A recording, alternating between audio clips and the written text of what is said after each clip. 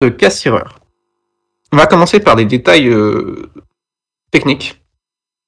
Détails techniques, mais qui sont importants pour situer l'ouvrage.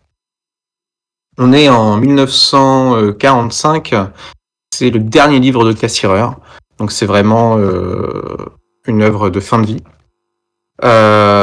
Et c'est une œuvre de fin de vie qui a un titre assez particulier, puisqu'il s'appelle Le mythe de l'État, et bien sûr, 1945, chute de l'Allemagne nazie.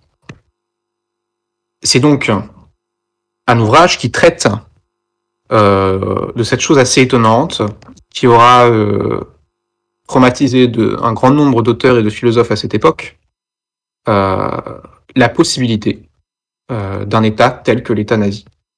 Comment c'est possible ?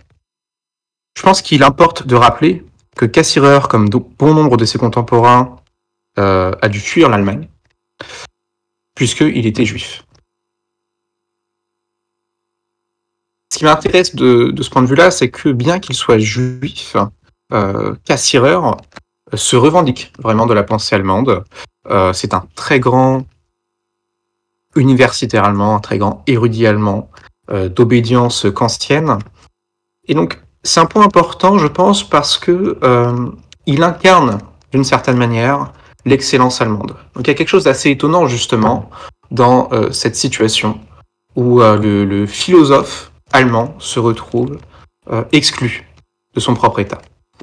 On pourrait penser de manière presque un peu ironique à la position de Socrate, qui se fait exclure de la cité. Il y a peut-être quelque chose de cet ordre-là qu'on retrouve dans le mythe de l'État et qui fait que, justement, Cassirer commence par un auteur important, un auteur même essentiel, Platon. Alors, il commence par Platon, mais en vérité, il commence plutôt par le concept de la pensée mythique, qui est un concept qu'on retrouve tout le long de sa philosophie des formes symboliques. Ensuite, arrive un ensemble de chapitres thématiques autour d'auteurs. Et justement, comme je l'ai dit, le premier auteur qui vient commencer cette analyse des concepts de l'État dans la philosophie, c'est Platon. Donc, on commence par Platon. Ensuite, genre là, c'est juste pour expliquer un peu le parcours. Ensuite, on a la philosophie médiévale, notamment Saint-Augustin et la Cité de Dieu. On arrive après au chapitre 10 avec la science politique de Machiavel, pour ensuite rejoindre l'idée de l'État dans le stoïcisme. Et la deuxième partie se termine dans la philosophie des Lumières et les critiques du romantisme de l'État. La troisième partie de l'ouvrage est assez étonnante puisqu'il va parler là vraiment de trois auteurs différents. Le premier, c'est Carlyle, sur le mythe du héros. Le deuxième, c'est Gobineau, sur le culte de la race. Et il termine sur Hegel. Il termine sur Hegel, sur un livre qui s'appelle Le mythe de l'État, ce qui me semblait assez logique, puisque Hegel a écrit les principes de la philosophie du droit et qu'il a essayé de théoriser l'objet qu'est l'État. Mais c'est étonnant également, puisque le livre traite pas simplement de l'État comme objet, mais de l'avenir possible de l'État dans un État totalitaire, dans un État raciste et dans un État finalement destructeur. Donc c'est quand même assez étonnant à cet égard-là. Alors, je vais me permettre de faire maintenant des remarques un peu plus générales sur le livre en lui-même. Et après, on va traiter des points philosophiques plus précis. Le mythe de l'État est un livre que j'ai trouvé, donc, qui fait 400 pages. Il était assez décevant, personnellement. Il était assez décevant. Je suis assez familier de la philosophie de Cassirer. J'ai pas tout lu, mais j'ai lu beaucoup de pages. Et en fait, ce qui est assez étonnant, on va partir de là pour voir justement le point philosophique de l'ouvrage. Ce qui est assez étonnant, c'est que s'il s'agit de s'interroger sur le type d'objet qu'est l'État, à travers le concept du mythe, qui est un concept qu'il théorise beaucoup,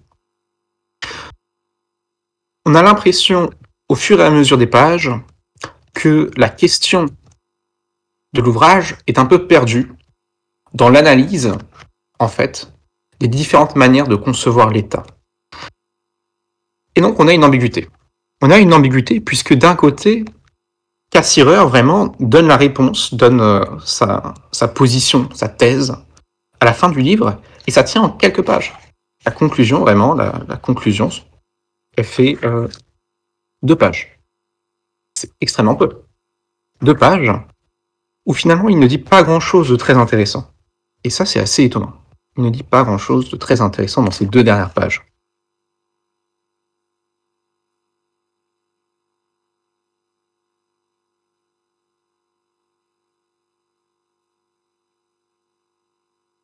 Donc, c'est assez étonnant. Puisqu'on pourrait se dire que s'il ne dit pas grand-chose dans ces 2 dernières pages, peut-être que c'est que la fin de son enquête sur le type de mythe qu'est l'État se termine pas seulement négativement, parce que si c'était négativement, il y aurait beaucoup de choses à dire, mais se termine pas vraiment. C'est-à-dire qu'il n'a pas trouvé de réponse. Il n'a peut-être pas trouvé de réponse à la fin de ces 400 pages. Ce qui est véritablement étonnant. Ou alors, peut-être que la réponse est différente, et qu'en fait, qu'elle se trouve dans le concept même du mythe. Et si c'est le cas, ce qui est encore plus étonnant, c'est que la première partie du livre, alors je donne le titre de la première partie du livre, qu'est-ce qu'un mythe? Donc, qui a pour but en fait de simplement rappeler ce qu'il a déjà conceptualisé dans ses précédents ouvrages. Donc cette première partie du livre est censée donner d'une certaine manière à la fois le point de départ et la réponse, et pourtant, on n'a pas l'impression d'avoir tout à fait bien compris ce que c'est que le mythe à la fin de cette première partie. Donc c'est quelque chose d'assez étonnant. C'est quelque chose d'assez étonnant.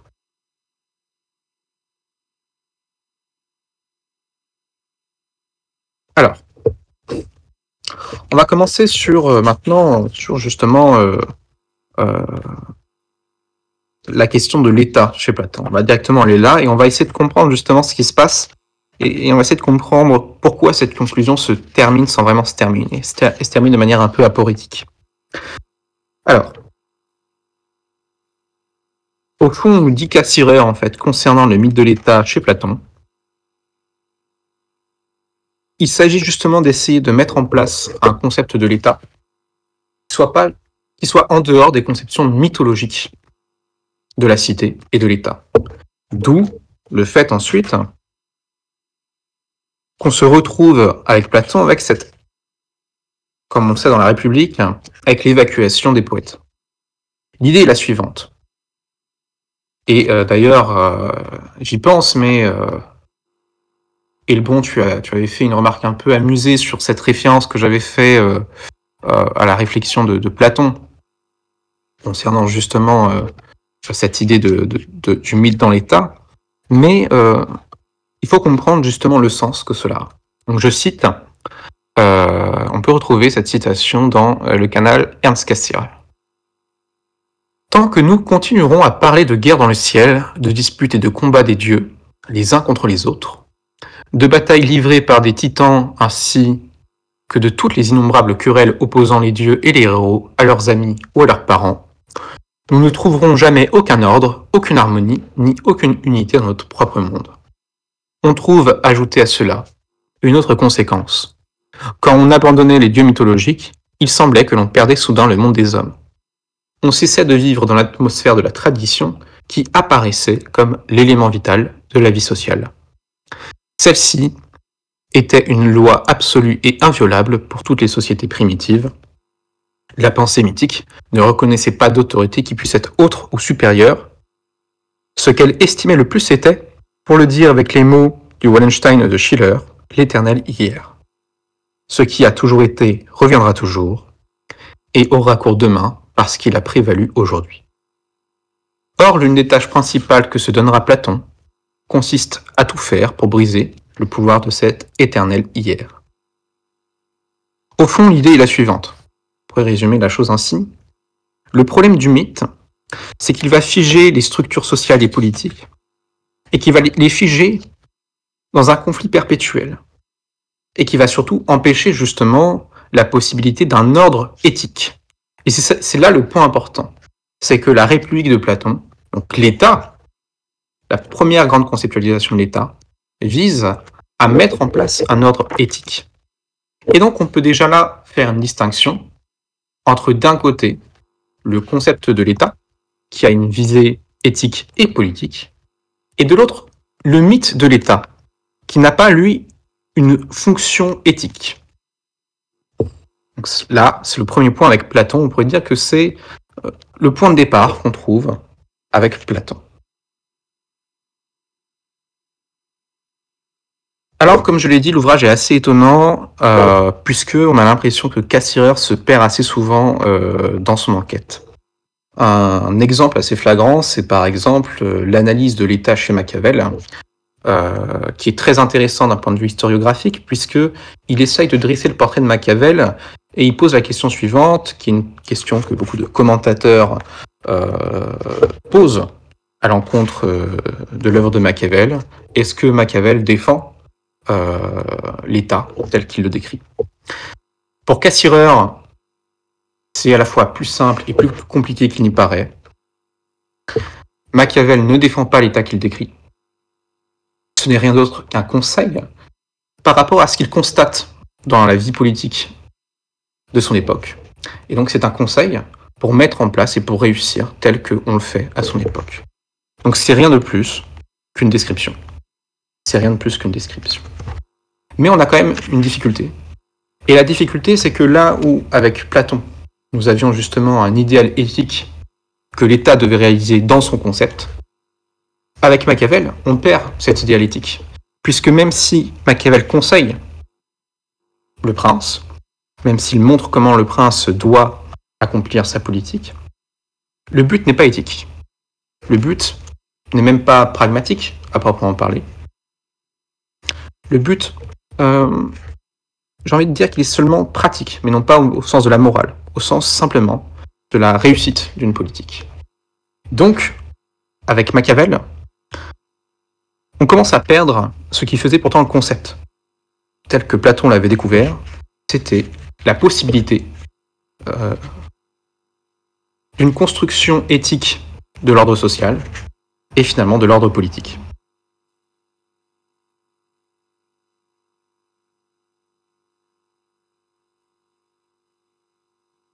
Alors, je vais directement passer sur la question de la philosophie des Lumières et du romantisme, puisque, encore une fois, alors, il y a des pages très intéressantes qui sont tout à fait importantes à lire, je pense. Néanmoins, elles sont symptomatiques de la difficulté de l'ouvrage qui est Cassirer tend un peu à se perdre. Donc, nous, ce qui nous intéresse ici, c'est que veut dire le mythe de l'État et que surtout veut dire le concept de l'État. Et pour cela, on va directement aller sur la troisième partie et le mythe du XXe siècle. On y va directement. Et ce troisième chapitre porte des espoirs assez importants pour le lecteur, puisque, encore une fois, le but, c'est essayer de comprendre comment peut apparaître un État aussi monstrueux que l'État nazi, entre autres, parmi tous les États monstrueux du XXe siècle, et d'essayer de le comprendre d'un point de vue philosophique. J'insiste sur ce point parce que, au fond, on peut comprendre assez facilement les causes d'une situation critique d'un événement politique. On peut déterminer les causes sociologiques, les causes économiques, voire les causes culturelles. Et ça a été fait. Et ce qui est assez étonnant, c'est qu'on n'a pas de difficulté à comprendre comment une crise a pu survenir. La difficulté n'est pas là. La difficulté réside plutôt dans le sens de la crise. Comment cette crise a pu-t-elle prendre cette forme-là? Et c'est cette question finalement qui anime le mythe de l'État. Pourquoi cette forme pour la crise? Alors, je me permets une petite remarque, mais la crise, ou plutôt les causes de la crise sont tellement évidentes que, par exemple, il suffit de voir les pratiques picturales et artistiques de l'Allemagne avant la Deuxième Guerre mondiale pour sentir que l'Allemagne à cette époque est dans un malaise horrible. Un malaise terrible qui traverse la vie culturelle allemande. Et donc, encore une fois, les symptômes sont flagrants. Les symptômes sont absolument flagrants. De ce point de vue-là, on pourrait presque s'interroger sur les intellectuels, justement, qui fuient l'Allemagne. On pourrait presque se demander comment n'ont-ils pas pu voir ces symptômes. Évidemment, C'est très facile à dire rétrospectivement, mais c'est quand même une question qu'on peut se poser quant à l'art qui se faisait à cette époque-là. Je ferme la parenthèse. Donc, comme je le disais, troisième partie porte beaucoup d'espoir sur les épaules, enfin, porte beaucoup d'espoir pour le lecteur parce que on espère trouver là les réponses concernant ce mythe de l'État. Cassior commence dans cette troisième partie à exposer le portrait de Carlyle. Carlyle qui conceptualise le mythe du héros. Le but de ce troisième ce chapitre sur Carlyle est assez étonnant parce qu'il consiste à la fois à montrer quel est le sens du culte du héros chez Carlyle et à invalider une thèse que Cassirer a pu lire, qui est que la montée du nazisme est due à la philosophie de Carlyle. Donc, c'est une manière de défendre Carlyle. Et ce qui est très étonnant, c'est qu'on pourrait se demander pourquoi cette défense. Est-ce que c'est seulement pas pour un but, éthique, d'un point de vue universitaire? Est-ce que c'est juste être certain qu'on ne fasse pas d'enfants dans le dos des auteurs? Peut-être. En vérité, le but est plus simple que cela. Et ce qui est assez étonnant, c'est qu'on le trouve plus tard. En fait, ce qu'il essaye de montrer avec Carlyle, c'est que le culte du héros, d'une certaine manière, a une visée effectivement éthique et universelle, et qui, en ce sens-là, ne peut pas amener au nazisme. Parce que l'idée de Carlyle, c'est au fond que ce qui caractérise le héros, c'est un idéal éthique et moral. Et donc, le héros n'est pas seulement le vainqueur, il ne se réduit pas au fait qu'il réussisse. Ce n'est pas seulement celui qui a la victoire, c'est bien au contraire celui qui vise l'idéal. Ce qui impliquerait pour Cassirer, effectivement, que le culte du héros n'est pas compatible avec l'idéal nazi. En cela que la visée morale est perdue dans la conception nazie. Ce qui nous amène ensuite sur le chapitre qui suit, et on passe du culte du héros au culte de la race. On a une phrase assez importante dans ce chapitre-là, puisque Cassirer explique que le nationalisme et le racisme, quand bien même assez rapidement on a tendance à les associer, ne vont pas du tout de pair. Donc l'un et l'autre ne sont pas liés. Le racisme n'implique pas le nationalisme, et inversement, le nationalisme n'implique pas le racisme. L'argument est assez simple, en fait, il part de Gobineau, et l'idée c'est que le culte de la race provient en grande partie, pas seulement, mais en grande partie de Gobineau. Et en fait, le culte de la race, c'est surtout un culte, comme on le sait, de la race aryenne, mais la race aryenne, ce n'est pas juste l'homme blanc, c'est le noble. C'est-à-dire que dans une nation blanche, il y a très peu d'Aryens, puisque les seuls Aryens, les seuls hommes supérieurs, ce sont les nobles. Et donc, à partir de là, il y a bien une distinction radicale entre le racisme et le nationalisme, sur la base, justement,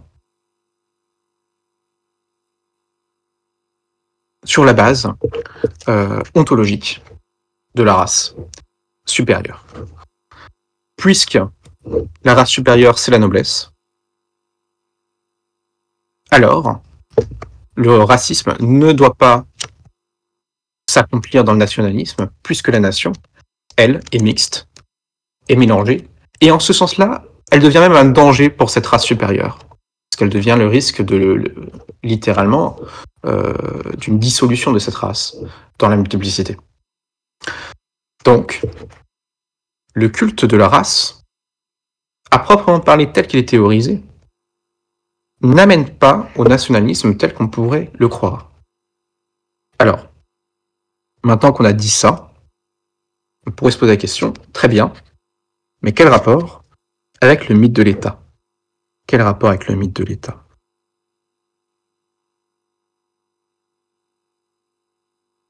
Le but, c'est de montrer au fond la manière dont justement on pourrait trouver des causes évidentes et pourtant les causes sont plus difficiles à comprendre. Et Cassirer termine cette troisième partie, ou plutôt il termine presque cette troisième partie, puisqu'il y a un chapitre avant la fin. Mais on pourrait dire que le dernier auteur qu'il étudie de manière systématique, c'est Hegel. C'est Hegel, et justement, il va proposer une thèse très polémique, qui consiste à dire, alors c'est pas une thèse tout à fait, comment dire, aujourd'hui on peut la voir chez d'autres philosophes, mais qui consiste à dire que Hegel théorise finalement la première possibilité d'un État tout à fait fasciste. Alors, la raison est assez simple. Puisque l'État est la réalisation de l'esprit dans l'histoire, et puisque l'histoire, à proprement parler, n'a pas de fin, même s'il conçoit quand même un idéal à atteindre, ce qui se passe, c'est que la conception de l'État de Hegel peut s'accommoder de toutes les réalités qui puissent advenir. En fait, le problème, d'une certaine manière, du concept de l'État chez Hegel, c'est justement le fait qu'il n'a pas de forme dans laquelle il peut véritablement s'accomplir. Alors, c'est quelque chose d'assez, je pense, d'assez intéressant quand on lit justement les principes de la philosophie du droit de Hegel. C'est que les principes de la philosophie du droit de Hegel parlent de l'esprit objectif, c'est-à-dire la manière dont l'esprit va s'actualiser réellement dans le monde, et il le fait dans l'accomplissement de l'État, qui est le passage de la moralité qui est idéale, et en tant qu'elle est idéale, elle ne peut pas s'accomplir à proprement parler, à l'éthicité, qui est un dépassement de la morale dans le règne éthique, qui est simplement, en fait, le règne éthique, c'est simplement l'accord selon le droit des individus. Et c'est un point important puisque on a là une ambiguïté dans la philosophie de Hegel, qui est que, d'un côté, en fait d'ailleurs c'est une ambiguïté qui est soulevée de manière tout à fait ironique par Schopenhauer, qui se moque de Hegel, et l'ambiguïté est la suivante. D'un côté, à la fois, dans ce qui nous concerne, la morale est dépassée dans l'éthicité, et de l'autre elle est comprise dans l'éthicité. Mais l'ambiguïté est bien la suivante, c'est est-ce que le passage de la moralité à l'éthicité implique qu'il y a bien quelque chose de l'ordre de la morale dans l'éthicité? Et le problème, c'est que ça ne va pas de soi, puisque en tant que c'est un moment de l'histoire, un moment surtout du concept, il y a bien un dépassement. Et il n'est pas certain que ce dépassement implique véritablement une intégration, et donc intégration au sens où les résultats de la morale sont réalisés dans l'éthique. C'est pas certain. Si bien que l'éthique peut se prévaloir de simplement être le droit, or on sait que le droit peut se réaliser de manière tout à fait injuste et immorale. Donc là, on a une difficulté, et c'est en ce sens-là qu'il serait précurseur de l'État fasciste. Non pas au sens, et Cassirer insiste dessus, non pas au sens où l'État hegelien est un État fasciste, mais au sens où le concept de l'État chez Hegel peut s'accommoder, justement, d'un État totalitaire et d'un État fasciste. Et c'est cette possibilité qui est problématique. Il me semble qu'elle est d'autant plus problématique que Hegel repose justement son concept de l'État dans sa conception plus globale de l'histoire.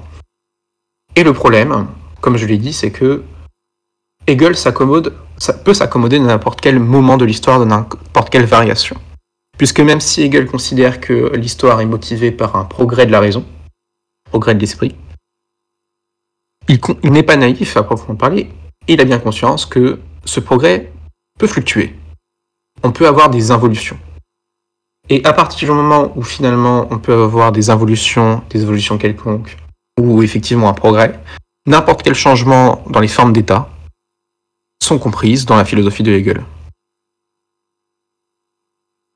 En ce sens, on ne peut pas falsifier, en fait, la conception de Hegel. Il me semble, alors c'est une réflexion personnelle, ce n'est pas du tout une réflexion qui est dans l'ouvrage, il me semble que de ce point de vue-là, en tout cas, de ce point de vue-là, je sais qu'on peut considérer, certains considèrent Hegel comme étant un peu le philosophe ultime, parce que son système est totalisant, il totalise toutes les réalités et on ne peut pas en sortir.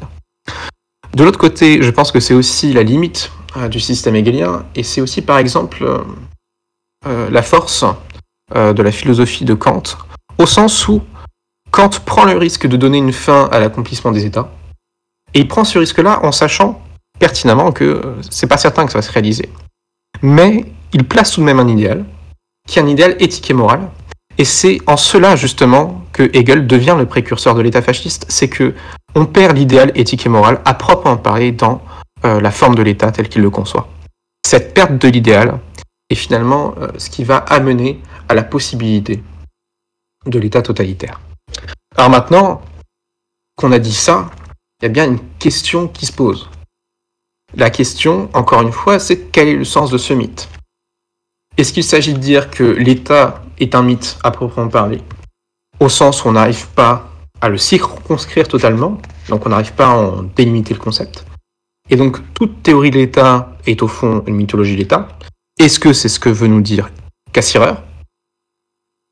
Ou est-ce qu'il essaye de nous dire au contraire que il y a un risque dans toute théorie de l'État qui est de se confondre avec un mythe de l'État, ce qui n'est pas la même chose. Parce que dans le deuxième cas, on pourrait concevoir des théories d'État tout à fait valables, tout à fait scientifiques, tout à fait solides. Et je ne vais pas vous mentir, la réponse n'est pas évidente du tout. La réponse n'est pas évidente parce que Cassirer se perd dans son ouvrage. Cassirer se perd dans son ouvrage.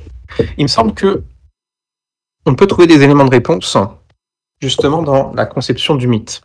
Il faut pour cela, et c'est ça qui est frustrant, il faut revenir à d'autres œuvres de Cassirer. Donc là, je vais m'appuyer assez brièvement sur l'Essai sur l'homme, qui traite du mythe. L'Essai sur l'homme qui traite du mythe. Alors,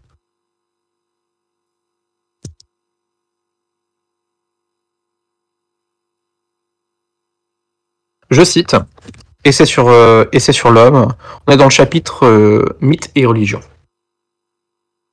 Le caractère fondamental du mythe n'est pas dans une orientation particulière de la pensée ou dans une orientation particulière de l'imagination.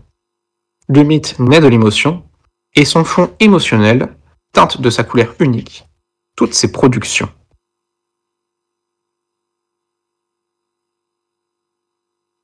Je continue un peu plus loin. La parenté de toutes les formes de vie semble être une présupposition générale de la pensée mythique. Et on peut s'arrêter sur cette phrase assez importante. Alors, en vérité, quand on a lu le livre, c'est assez éclairant, puisqu'on comprend mieux pourquoi il a fait tout ce parcours, pourquoi il a étudié tous ces auteurs les uns après les autres, puisqu'il s'agit de montrer à chaque fois comment, malgré tout, il y a bien quelque chose de l'ordre d'une émotion qui va persister dans la manière dont on va concevoir l'État. Par exemple, Platon a peur, justement, et met en garde contre le mythe. De l'autre côté, si on va un peu plus loin, avec Machiavel, il y a une fascination de Machiavel du prince et des nouvelles cités. Et surtout, on comprend mieux pourquoi Cassirer s'intéresse au mythe du héros et surtout au mythe de la race. C'est justement dans cette manière si particulière que ces mythes ont à produire des émotions. Et à faire de ces émotions les éléments fondamentaux, finalement, de la vie politique, telle qu'elle va s'instaurer et s'imposer. Ce qui fait que la théorie politique elle-même ne devient pas une théorie éthique, une théorie ni morale, ni même une théorie, normative. Il ne s'agit pas de dire ce que l'État ou ce que la politique doit être, dans un sens éthique, mais plutôt ce que l'État ou ce que l'éthique doit être d'un point de vue de l'émotion. Et donc ce qui se passe, c'est une systématisation de l'État sur le mode de l'émotion. D'où les références à Carlyle et Gobineau, bien qu'ils ne soient pas à proprement parler les auteurs de l'État fasciste et totalitaire, ils ont mis en place les éléments nécessaires à une systématisation de l'émotion dans la vie politique. Systématisation de l'émotion qui implique, alors, je recite, la parenté de toutes les formes de vie semble être une présupposition générale de la pensée mythique. Donc qui implique justement cette négation des formes de vie, ou plus, quand je dis négation, c'est justement la manière dont le pluralisme des formes de vie, le fait que nous vivons d'une manière différente, que nous pouvons avoir des normes différentes, que nous pouvons avoir des valeurs différentes, que nous pouvons avoir des croyances différentes, Donc la manière dont ce pluralisme va être tout à fait dissous dans une idée essentielle et surtout émotionnelle. Alors, je vais faire référence à un autre ouvrage, qui n'est pas un ouvrage de Cassirer, mais un commentateur de Cassirer, Jean Lassague, et le titre c'est « Cassirer, du transcendantal au sémiotique ». Et on va encore s'intéresser au mythe, on va quand même s'intéresser plus spécifiquement au concept qui est en fait en arrière-fond de toute la théorie de Cassirer. Et ce concept-là, c'est la forme symbolique. Alors, donc, je rappelle, les très grands ouvrages de Cassirer, ce sont la philosophie des formes symboliques, il y en a 3. Et donc, en fait, ce qui est en arrière-fond du mythe de l'État, c'est la forme symbolique du mythe. Et encore une fois, ce qui est assez étonnant, c'est que malgré le fait qu'il prend à peu près 60 pages à rappeler sa conception du mythe, celle-ci n'est pas très éclairante. C'est pour ça que je dis que c'est un ouvrage assez étonnant, assez frustrant d'ailleurs. Parce que Cassirer remet en place des choses, mais perd trop souvent de point de vue son enquête. Donc je cite l'ouvrage de Lassague.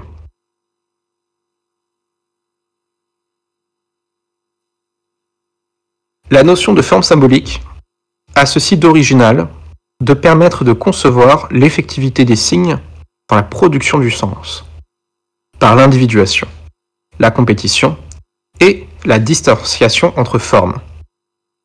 Donc là, ce que nous dit Jean Lassague, c'est qu'il y a une nécessité de la pluralité des formes symboliques. Donc dans les formes symboliques, on a le mythe, on a la langue, on a les sciences, on a l'art, et ainsi de suite. Il y a une nécessité de cette pluralité-là, justement. Je continue. C'est pourquoi une forme symbolique n'est jamais isolée, mais doit toujours se comprendre par rapport au processus qui la rapproche ou la distingue d'une ou de plusieurs autres.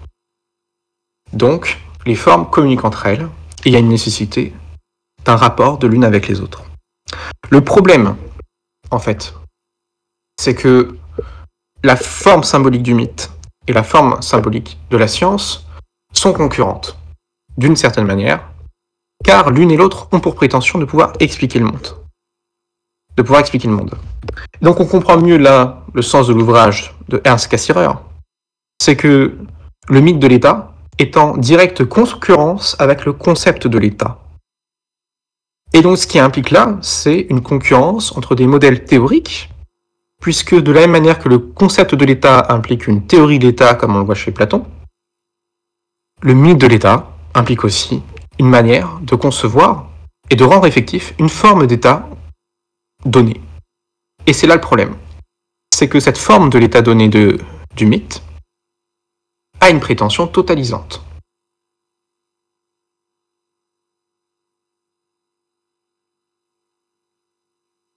Alors je cherche une page qui me semble importante dans l'ouvrage de Lassague. Voilà. Je cite, « Ce que Cassirer cherche à décrire philosophiquement est donc le processus dynamique des rapports de conflit ou de coïncidence entre formes.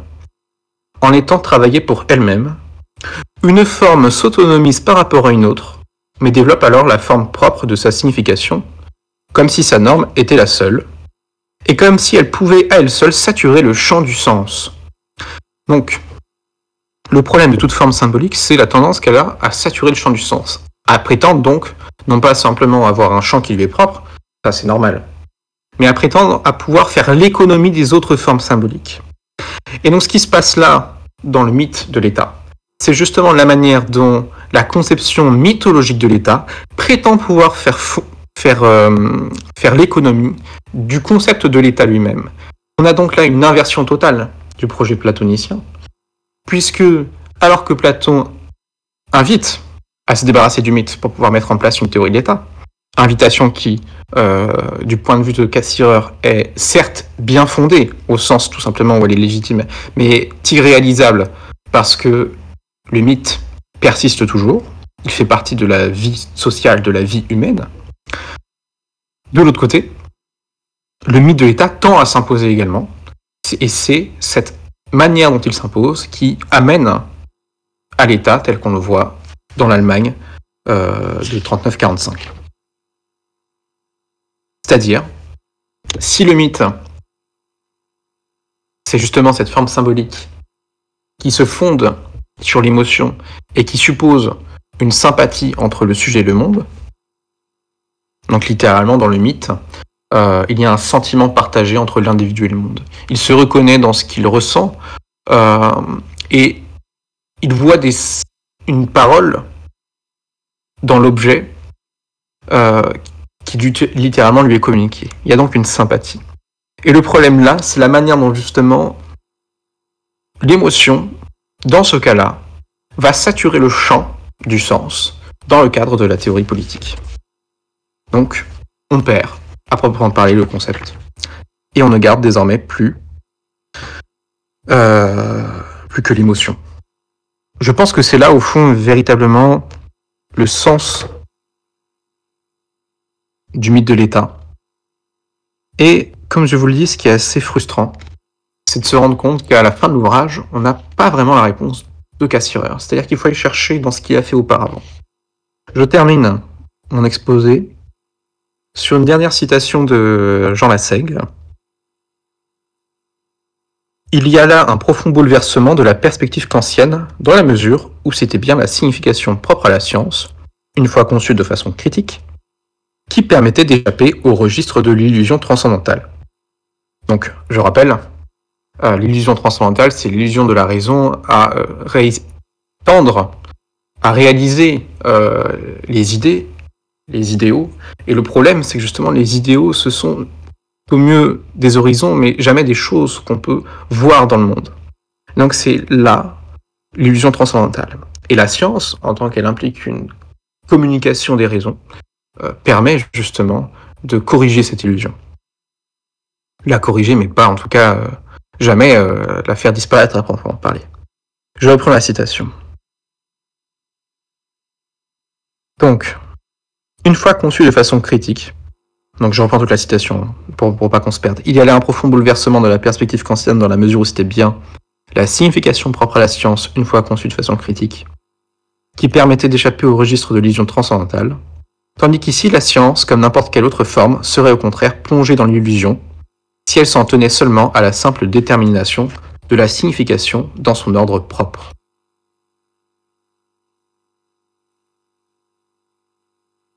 Donc, ce que nous dit Jean Lassègue là, et qui est très important, c'est que peu importe la forme symbolique en question, à partir du moment où elle prétend effectivement pouvoir dominer le champ du sens en général, elle tombe dans une forme d'illusion. Il utilise même à un autre moment dans l'ouvrage, c'est une forme de sclérose. Une forme de sclérose. Le mythe de l'État tel qu'il est alors conçu est une forme de sclérose de la conceptualisation, puisque l'État est perdu, justement, dans des conceptions qui font fond sur la vie humaine en général, qui font fond sur la vie humaine en tant qu'elle dissout ce pluralisme inhérent des formes symboliques, et prétend pouvoir diriger la vie humaine à partir, justement, de l'émotion mythique. Je m'arrête là. Voilà, je pense que c'était assez technique. On a beaucoup dit. Donc, je m'arrête là.